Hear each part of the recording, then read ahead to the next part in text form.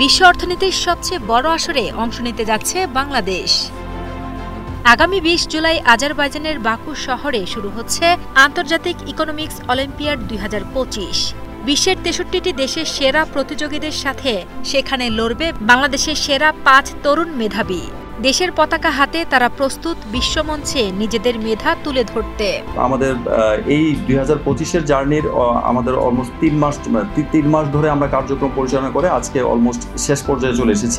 আমাদের দল আজারবাইজানে যাবে আন্তর্জাতিক ইকোনমিক্স অলিম্পিয়াডে অংশগ্রহণ করার জন্য। তো আমাদের মূল উদ্দেশ্য হচ্ছে তরুণদেরকে অর্থনৈতিক শিক্ষায় শিক্ষিত করা, আরও বেশি সমৃদ্ধ করা, বাংলাদেশের অর্থনীতিতে তরুণদেরকে আরও বেশি সম্পৃক্ত করা, ভবিষ্যতে বাংলাদেশের অর্থনীতিকে আরও বেশি সমৃদ্ধ করার জন্য আমাদের এই যাত্রা আমি মনে করি অনেক ভালো কিছু নিয়ে আসবে বাংলাদেশের জন্য।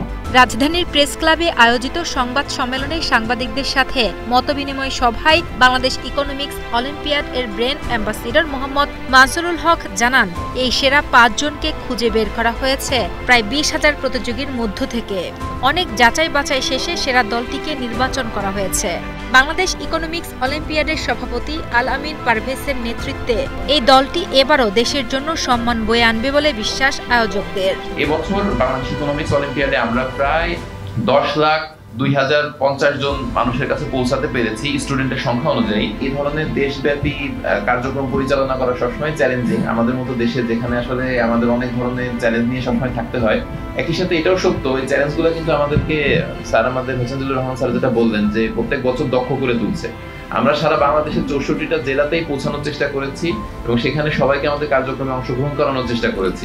সাবেক উপদেষ্টা ডক্টর হোসেন জিল্লুর রহমান জানান, এটি শুধু একটি প্রতিযোগিতাই নয়, এটি একটি আন্দোলন।